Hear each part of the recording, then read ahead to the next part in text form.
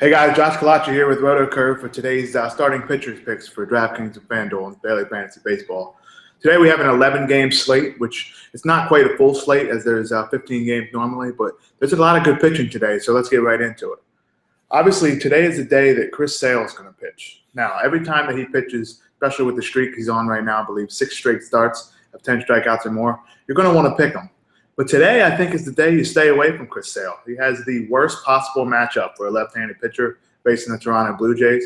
They're batting over 300. They have one of the highest slugging percentage we've ever seen for a single team against one side of the or one kind of pitcher and a left-handed pitcher. So I don't think today is the day to spend up on a pitcher who's had literally the worst matchup for his side of the mound.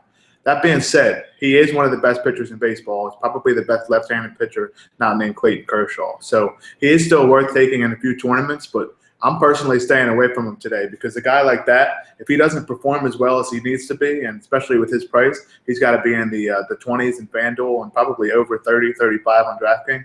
He's just not worth it to me with a tough matchup. There's also other guys like Dallas Keuchel and Carlos Carrasco. Those are two of my top. Those are the two top pitchers for me today. They're facing each other, so that limits your win upside if you take both of them on DraftKings or Fantasy Aces, the two pitcher sites. But that being said, I think one of the two should be in one of your lineups because although those two offenses do have the ability to hit the ball out of the ballpark, those two pitchers are two of the best.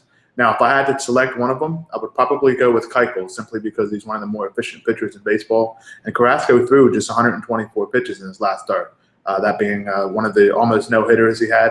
8 2/3, he gave up a no-2 single to Joey Butler that ended the no-hit bid. But the fact is, he threw a ton of pitches, and it's been seen of late that guys that throw a lot of pitches, those 5 days later in their next start, sometimes they struggle.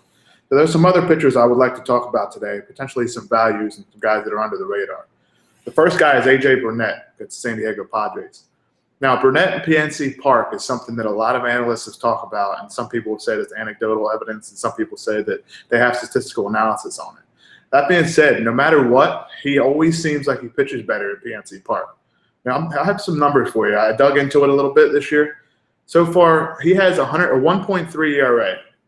At PNC Park this year, which is incredible.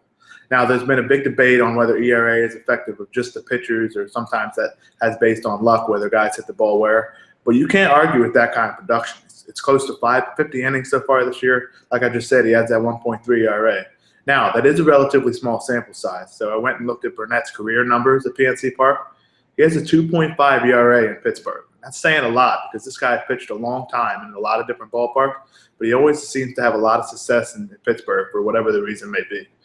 Now, he faces the Padres today, and I want to talk about that for one reason because they're one of the top matchups in terms of right-handed pitching to target against the opposing offenses. They strike out the 5th most in baseball against right-handed pitching at I believe, a strikeout rate of close to 23%, and they're 27th in weighted on-base average. And one other thing I like to look at is offenses hitting 240 against a certain pitcher, and they're hitting below 240, which is another one of the thresholds I like. So Burnett has all the boxes checked. He's pitching in a great ballpark that he loves to pitch in, of course, with those numbers he's had in his career. He's pitching very well of late. I believe he has 8 of his last 10 starts. He has something like 3 or less earned runs. So that's a very good number. And his strikeouts have been up. He does have a few good pitches that he likes to use. He's been throwing a lot, pitching backwards a lot this year, which means he's throwing his curveball for strikes and his fastball later in the counts. But between all those boxes and the fact that he's pitching at PNC Park, Burnett's one of my top guys today. If you're not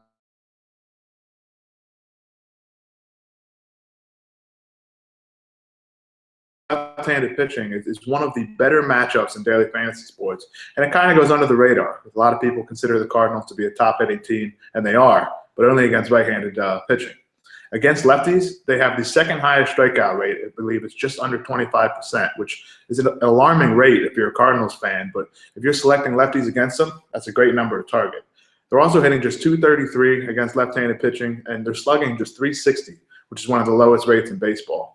There's really only one threat in that lineup against left-handed pitching, and that's Johnny Peralta, and that's because Matt Holliday is out of the lineup. He's been injured a little while with that leg injury. So that means there's really only one big righty for the Cardinals, and that is Johnny Peralta. So if Lester can stay away from Peralta and pitch to the rest of those Cardinals bats, you're looking for another great matchup and a guy that will probably be lower owned with a lot of the top pitchers on the day. Lester has been very, very good against good matchups, and that's something I wanted to talk about. It brings me to a teaching point.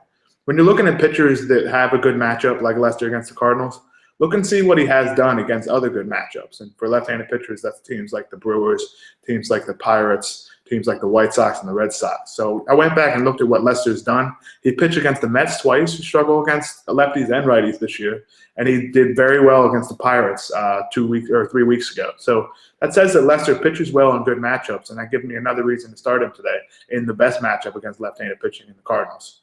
The last guy I wanted to talk about was Edinson Volquez against Tampa Bay Rays.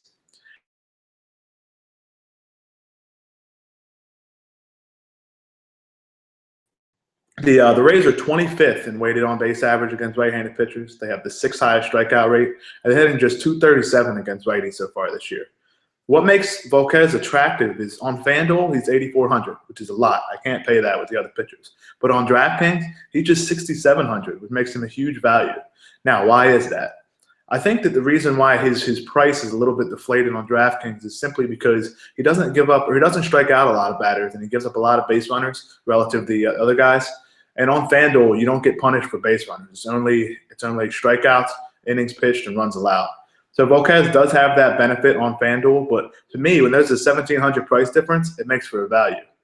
I was just saying he's not a big strikeout pitcher, but considering the Rays strike out a lot and Volquez's price on DraftKings and Fantasy Aces are a little bit low, I think he makes for a very excellent play as a starting pitcher too today. He can give you the ability to save some money too, because obviously a lot of people are probably going to go with Sale on one of Keuchel or Carrasco, and that's tying up well over $20,000 for your two pitchers. If you can put in a guy like Volquez as your second starting pitcher, he's going to give you a lot of money to spend up on those bats that you might need to win a tournament or to get you closer to the cash in cash games. That has been today's pitching segment. Please stay tuned for tomorrow's edition.